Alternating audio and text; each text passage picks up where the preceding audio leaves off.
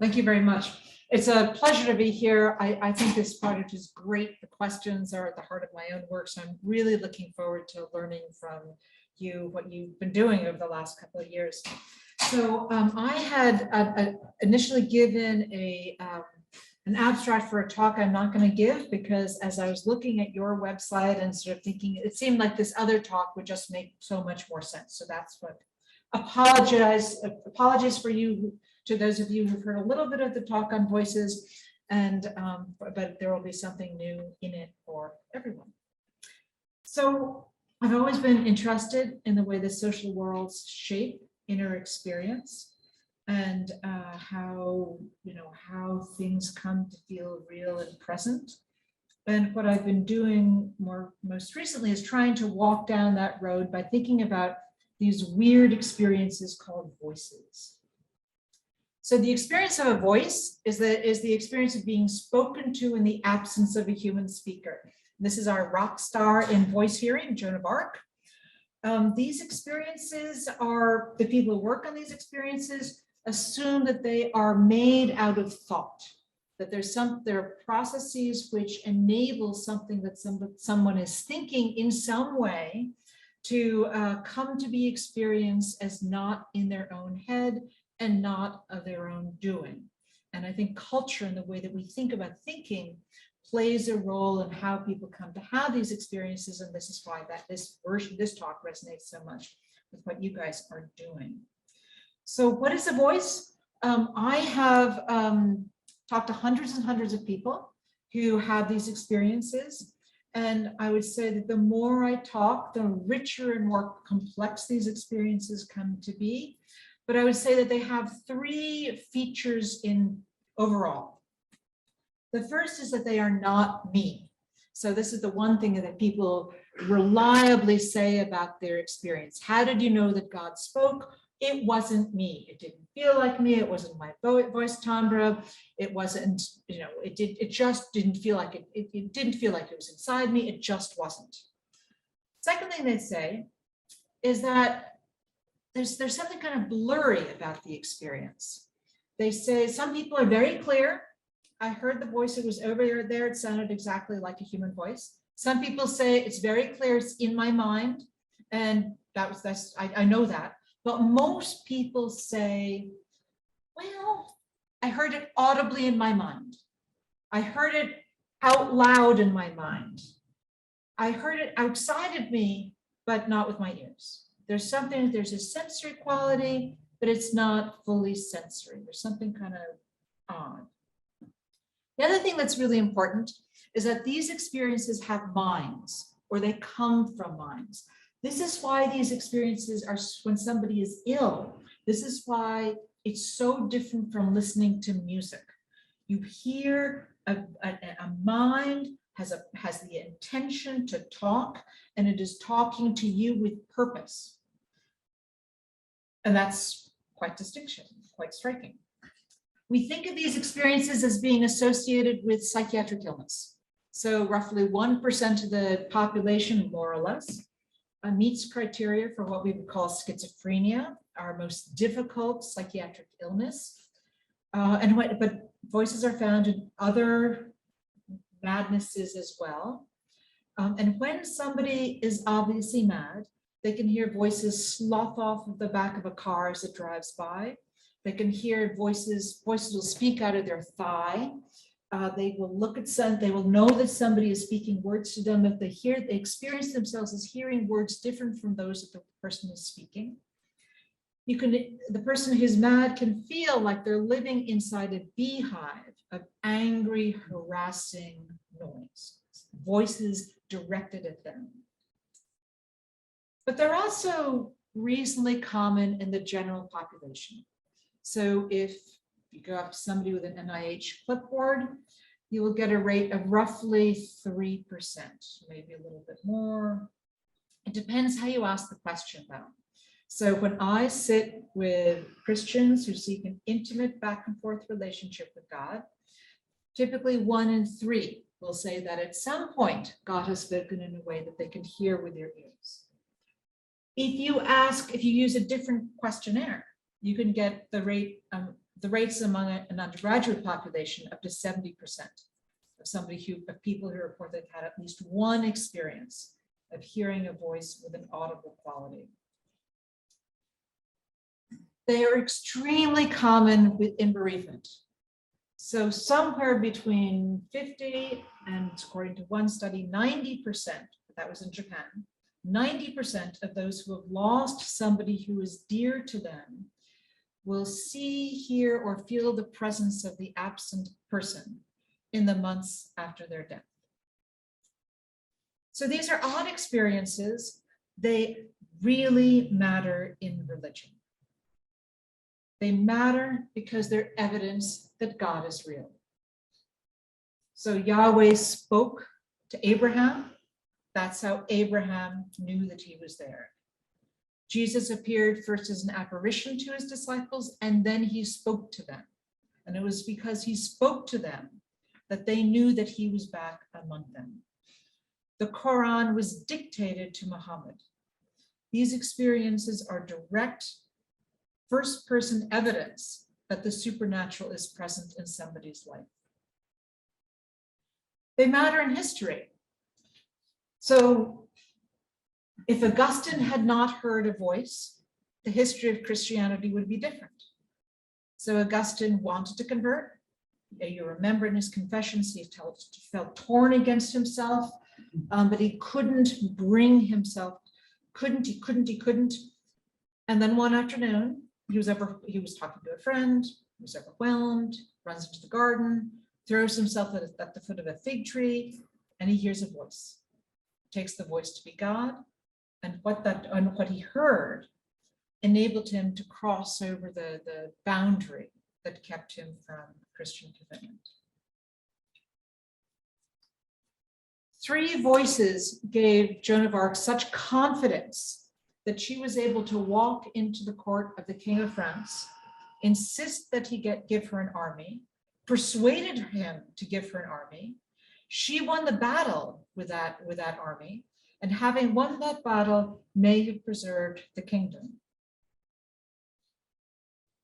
A little closer to hand, Martin Luther King Jr. was, in the winter of 1956, he had just started the Montgomery bus boycott. He was getting death threats. He didn't know whether she should continue. And he sat at his kitchen table and he prayed. And he heard God say, "I'll be with you." And he went forward. Voices matter to more ordinary humans as well. So this next woman is somebody that graduated from UC Santa Cruz, a fine university. And the best job she could get was the morning shift at 7-Eleven, which she was not happy with. One morning, this woman came in and she looked like she'd been up all night. She looked like it had been rough. She threw her stuff on the counter, 2 6-packs of Miller Lights, some cat food, and a food product of some sort, donuts, I think. And she looked at me and she said, "Hey, can you get me a carton of cigarettes?" And I'm thinking, excellent. This is what I want to be doing with my life. So I turned around, I rolled my eyes, and I started thinking my judgmental thoughts.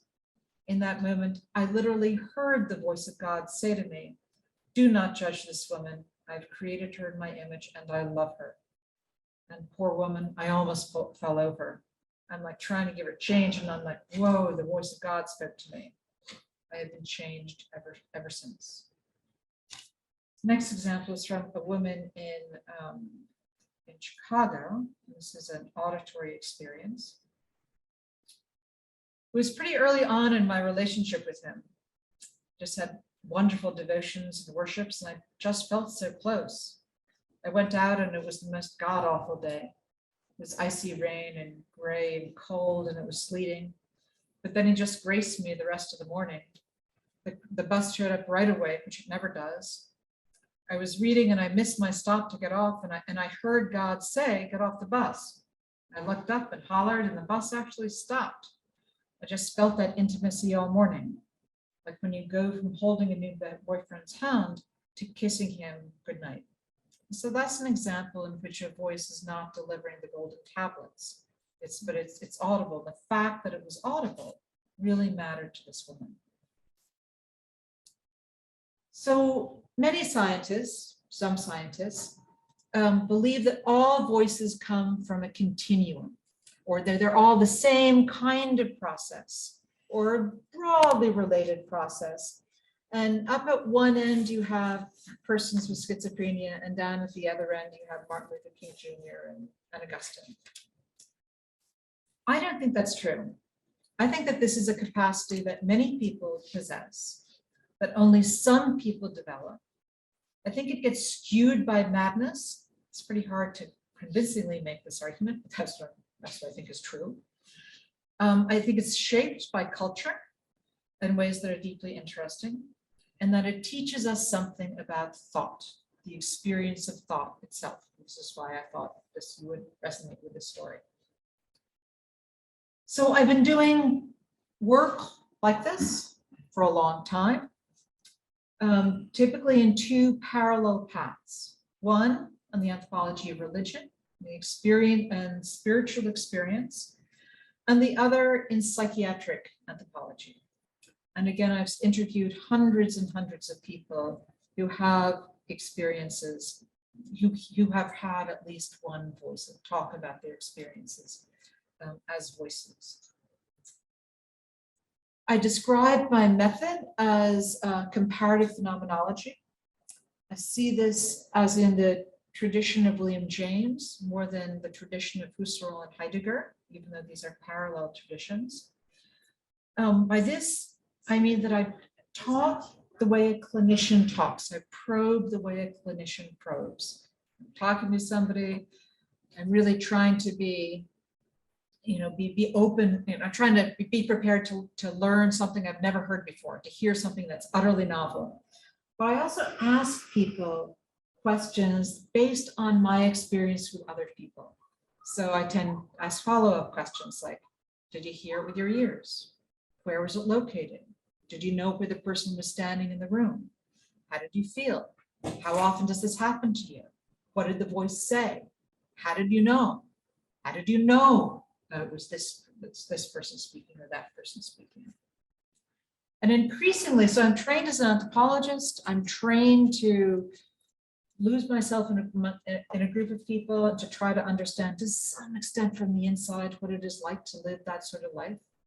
But because these experiences are so evanescent, and because I'm trying to persuade folks who use a quantitative method that I have something to say, increasingly I'm adding psychological methods to my toolkit and also phenomenological methods.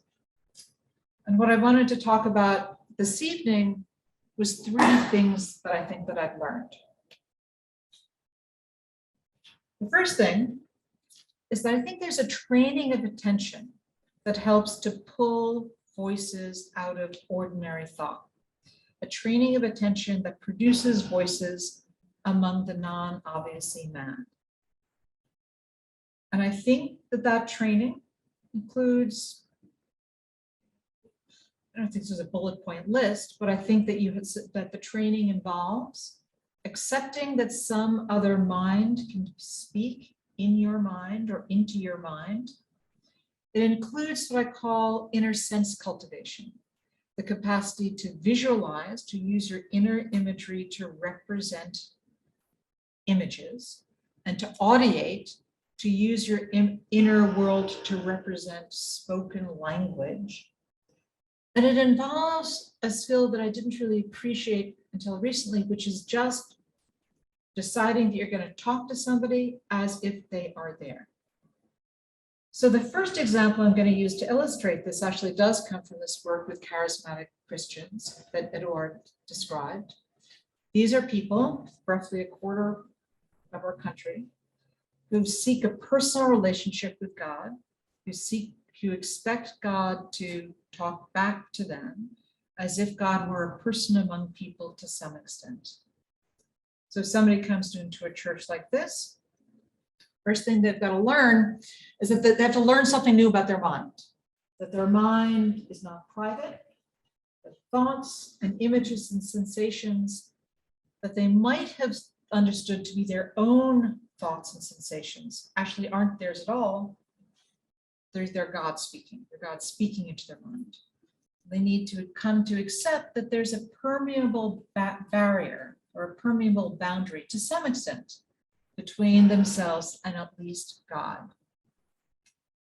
And here's somebody who's pulling out an example, or giving me an example of what she's doing. She says, people are praying over me and I'm just receiving it. And all of a sudden I hear go to Kansas, which is where her parents live. Because I'd been debating whether to go to Kansas, but I hadn't been thinking about it within a 24-hour period. And I should say that I think that there are, so people have to pull out a thought from their mind. I think there are probably some pretty, dare I say, universal or very, very common features of thoughts that people identify as potentially supernatural. More spontaneous thoughts, I think, pretty clear. The kind of project I'm working on with Christine, I think angry thoughts and spoken thoughts are also more better candidates for being thought to be communications from the supernatural. But there's all this cultural stuff as well. So this God is entirely loving.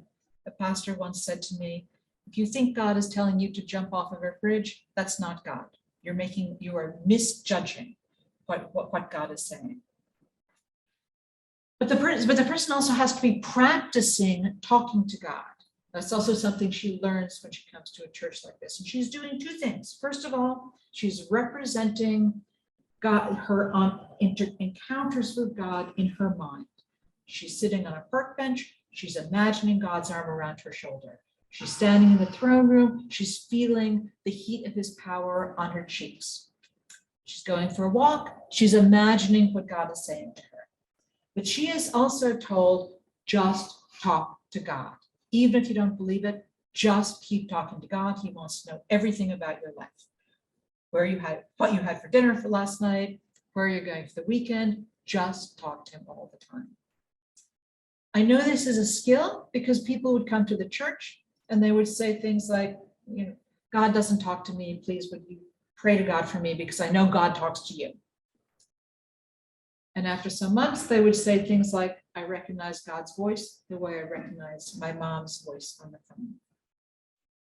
This is not meant to be an audible experience, this hearing from God. So there are hundreds and hundreds of manuals that teach you how to do this. Christian Book Distributors is an amazing site. And those manuals mostly say, we don't expect this to be an audible experience, although they give some examples sometimes when it is. But sometimes for people who have this experience, and this is the 1 in 3. So 1 in 3 people report something like this. The Lord spoke to me clearly in April, like May or April, to start school. I say, you heard this audibly. Yeah. Were you alone? Yeah, I was just praying. I wasn't praying anything really, just thinking about God. And I heard start a school. I immediately got up and it was like, okay, Lord, where? So this is the first thing I want to suggest from this work. I think that there is a general non-math pathway. I think this is the dominant pathway through which people come to have these experiences. That attention to mental events leads to those events seeming to be more external and more in the world real. They sort of pop outside. And sometimes they only partially pop outside, which is, I think, part of the story of this blurred boundary quality. One of the things I like to say at this point is that, particularly for those of you who are secular, what this skill delivers is pretty great. So, don't want to, God is not always good for people. Particular gods are not always good for people. God is sometimes very mean. But if you can pull off this skill, you get this social relationship from somebody who really, really loves you, is always available, and is much more reliable than your mom or dad. So I just want to put that on the table because it's so invitational to see this as psychosis distributed in the population. I also want to say that you don't need to believe in anything supernatural to have this experience. So recently, I've been doing this work with tulpomancers, doing this work with Michael Lifshitz. Tulpamancers, this is a corner of the internet. Some of these sites, there are 30,000 usernames. So this is not a small number of people. They use my first book on God, When God Talks Back. Somebody posted on this in 2012 and said, there's this great book that teaches you how to be a tulpamancer. Just don't pay any attention to that God stuff. So these folks, they actually have manuals where they explicitly lay out visualization 3 hours a day, or don't do that, just narrate to your tulpa. But they try to create this invisible friend. They know it's invisible. They have no metaphysical commitments. And what is really cool about this, I mean, we're scanning these people and their invisible friends. Turns out you only need approval for the human to scan. After they do this for somewhere between like 3 to 4 weeks to a few months, they genuinely have the experience that this invisible being is talking back, that feels autonomous. They talked about the stages through which they become more and more external and real. Okay, you don't even need to have an invisible being in order to do this. Another thing I've been doing for that in the last couple of years is talking to these amazing athletes. Started at Stanford, because if Stanford had been in the Olympics as its own country, we would have placed 9th in the 2016 medal count. So, but in any event, so I taught these athletes, they have to perform these incredibly difficult events in front of millions of eyes. And they also have to coach themselves if they're figure skaters, their coach isn't by their side all the time. And so one of the things that they describe, I've only talked to like a small handful of those, but what they describe is learning to really focus on what their coach says. And sometimes their coach does this deliberately, gives them words to focus on. Elbow, elbow there, shoulder there, get in. And as they perform under great stress, those words get more and more clear, and they sometimes pop out and come to feel as if they are external and spoken by the coach, even though the coach is not present. In this general process, the way that you think about the mind matters. And this is some work I've done with Christine McGarrett in the back there. And I want to talk about 2 factors that I think really matter.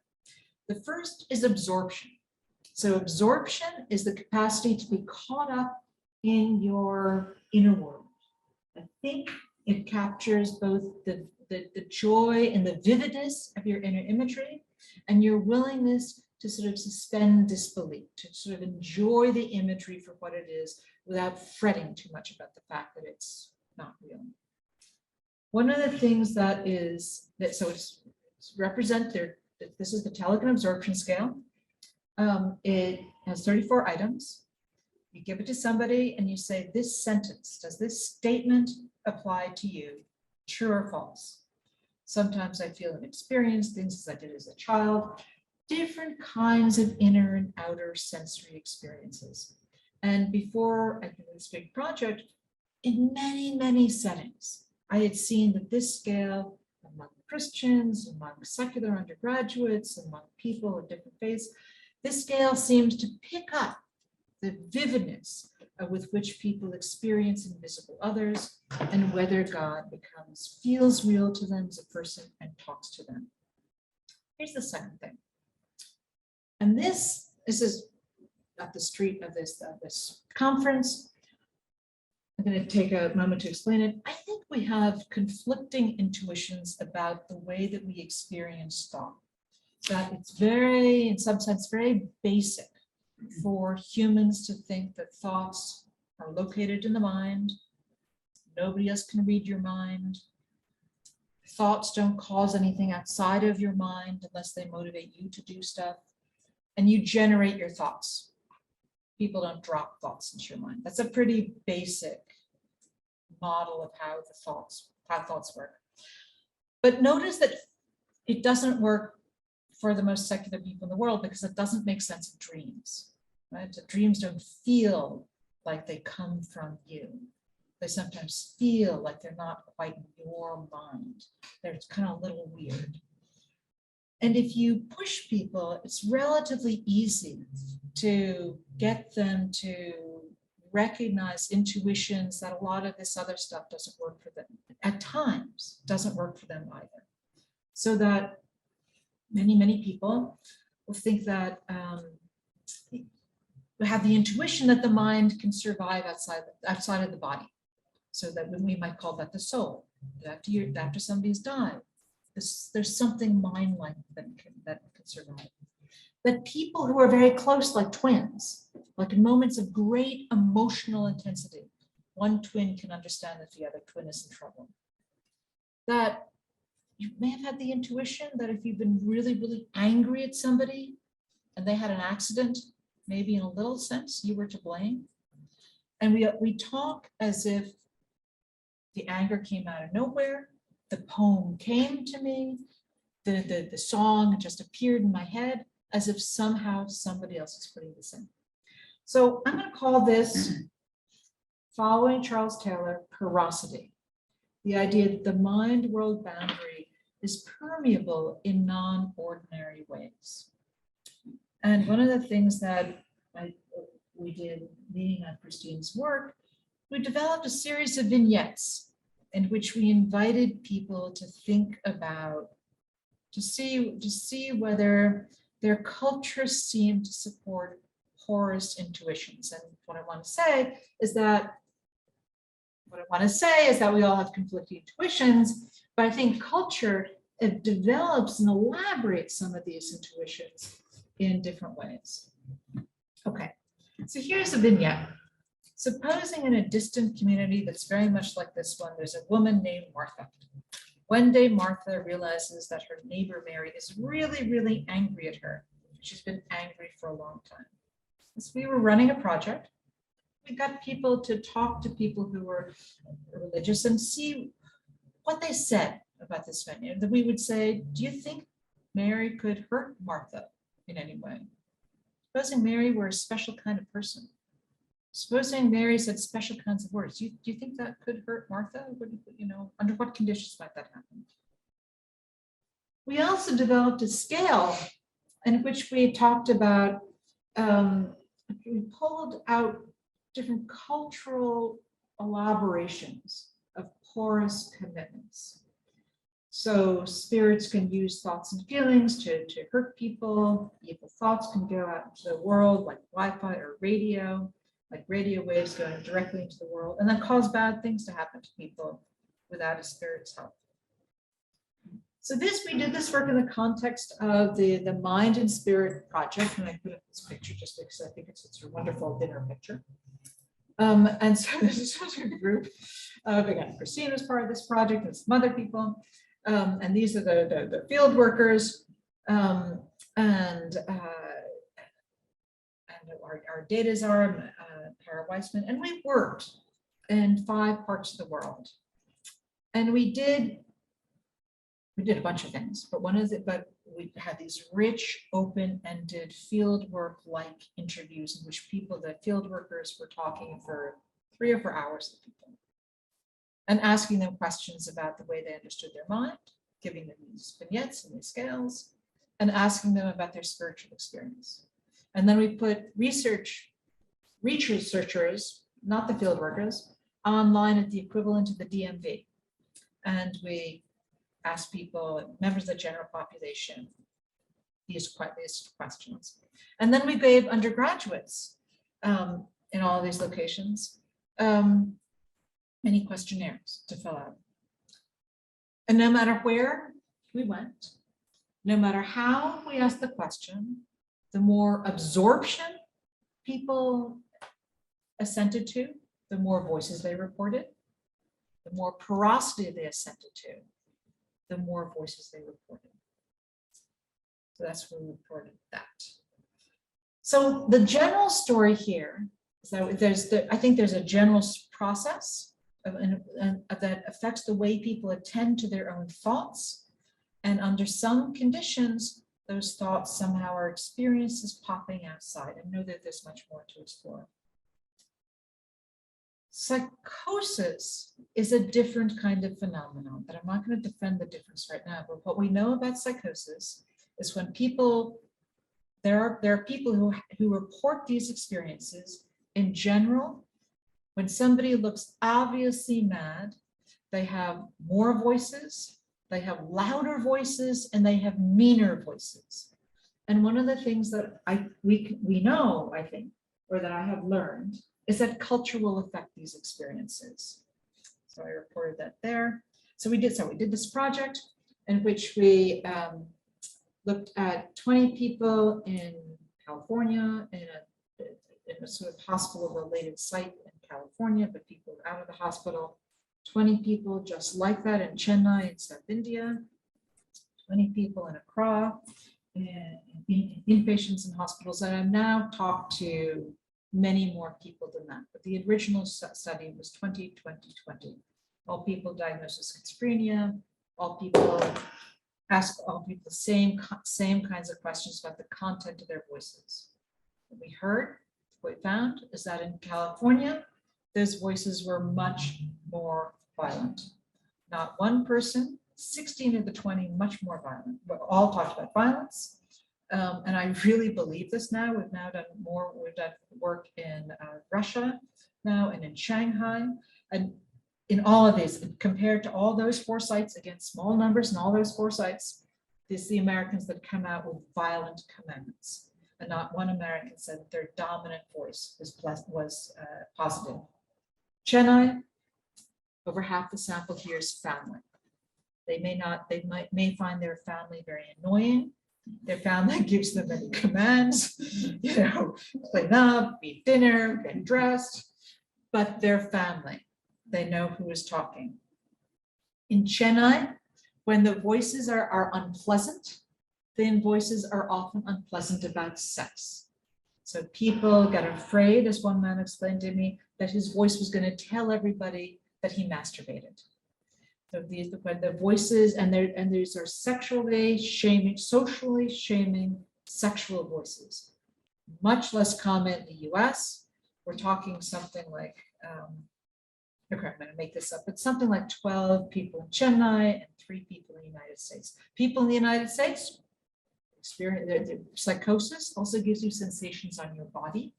It's not unusual. People give sexual interpretations to these, but the social shaming was so much more striking in Chennai. In Accra, people hear God. So in Accra, people do hear negative voices. You have to get it out of them because they don't want to admit it. But what people are much more likely to describe their experiences as hearing a God that protects them. And they say things like, this voice has kept me alive till now, the voice of God that I hear. I think one of the things that's going on here is a story about different cultural invitations about what counts as thought. So I think there is in the US, I think part of what's going on in the story is that we live in the United States, we live in a more violent society. We certainly have more guns, but I think there's something about the clarity of the mind-world boundary for people in the United States that is, it's extremely upsetting for people when it feels as if it's breached. It feels like an assault. I think that's playing a role. I think in Chennai, this is an interdependent world. Seniors are supposed to understand what juniors are thinking anyway. I think that the invitation is very comfortable. And in Ghana, I think that there's this powerful, this is a world, in Ghana, there's this powerful invitation to think that other people are supernaturally dangerous. You need an ally. I think that's one reason why people turn to God. And my suspicion is that there's a selective attention story here, that people are hearing a wash of sound, interpreting it, and starting to emphasize some experiences more than others. The third thing I see, I think the training and practice may avert illness. So I think that applying the kind of training that you see I saw among the Christians to the experience of somebody who's hearing potentially distressing voices, in some cases prevents the person from becoming more ill. Again, it's super hard to prove this, But what I want to do in 10 minutes is to make the case that this is plausible. So in Cape Coast, Ghana, West Africa, when you drive around, you see signs like these. These are signs that advertise people who talk to the local gods, the traditional gods. They are called a Komfu or Somfu. They live in a world of many gods. There's often a big god up at the top of the pyramid, and then there are gods of different degrees of power that the traditional healers interact with. And they develop a relationship through the shrine. They give food, and the god responds, and the god responds to them because they've developed a relationship to them. Many of the Akomfu also hear the god speaking not only at the shrine, but throughout the day. And so we were, as part of the Mind and Spirit Project, the team, John Doolin, Vivian Sokoto, went to Ghana.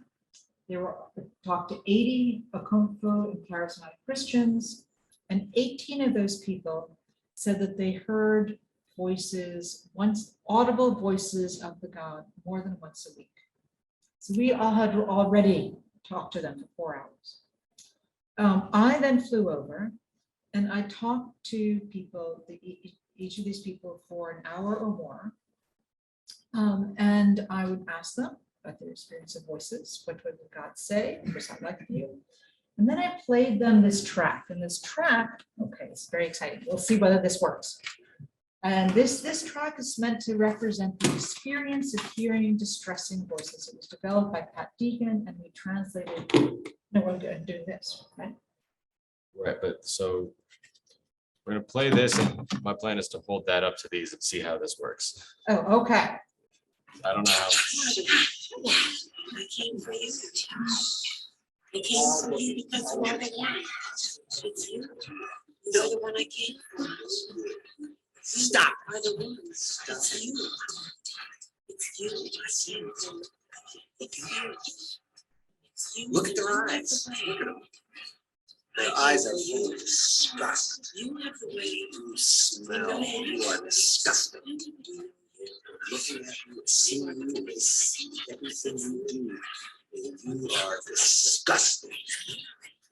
Disgusting. Stop it. Stop it now. Don't touch that.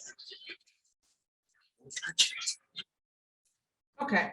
So you see, this is meant to represent the experience people have when they are psychotic and diagnosed as schizophrenia. Good voices, bad voices, voices, sort of soft voices, commanding voices, nice voices, and very mean voices. So I played that Infante to the people that we were talking to. And I said, is that what the god or the gods sound like to you? And what we found was that there were people, first, the key thing is that even with these frequent voice peers, people are describing very different experiences of voices. Some people describe the gods or God as speaking very often, speaking very audibly, and often being mean, or there being mean gods or demons that were floating around. Those people tended to say that that's what when they listened to the track, they tended to say that that's what they heard.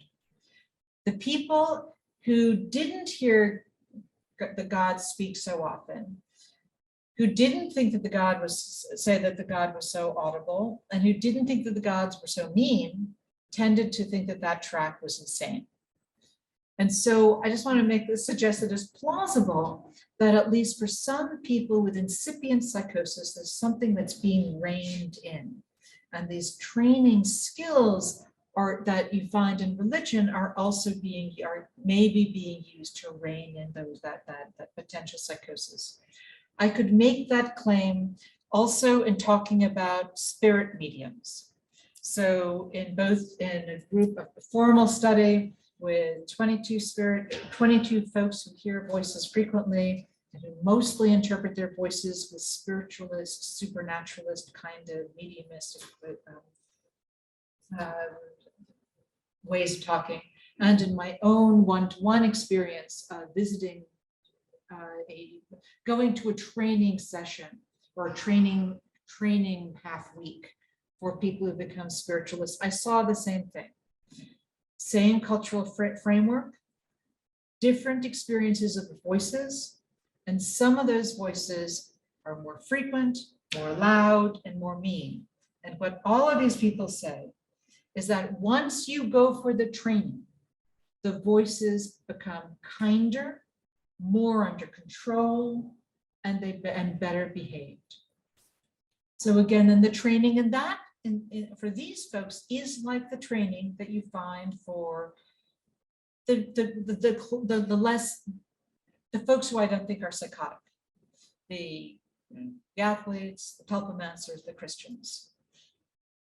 The folks who have this, I think, may include a group that has incipient psychosis. They accept that somebody else can speak into their mind. They're doing this inner sense cultivation, and they develop a relationship with the voice that is speaking to them. Why does this matter more generally? So this, I will end very soon. But why the reason I think this matters more generally is that I think it's really tempting to imagine that I think it's really tempting to represent our minds like this, like an infinite universe, infinite immaterial universe, maybe with buckets of memory that we go in and we fish our memories out of the bucket, and some buckets are hard to get to, but it's sort of this infinite inner world. I don't think that's how the mind evolved. Mind evolved probably to help us sniff out other people's intentions. And I actually don't think that that's the way the mind is experienced.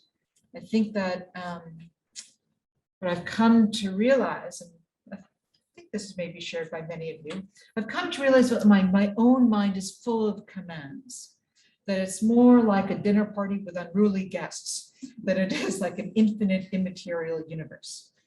And I've come to think of sort of the task of adulthood as the task of sort of pruning those voices and trying to help some of those chattering voices that are helpful to become stronger, more external, more mentor-like, and to try to get rid of some of those voices that are a little less helpful. And that, I think, this is the way I have come to understand the work of faith, to help people develop a positive, powerful, guiding voice that has a somewhat more external feel, and to prune away some of these temptations and thoughts that may be a little less helpful. So I will leave it there.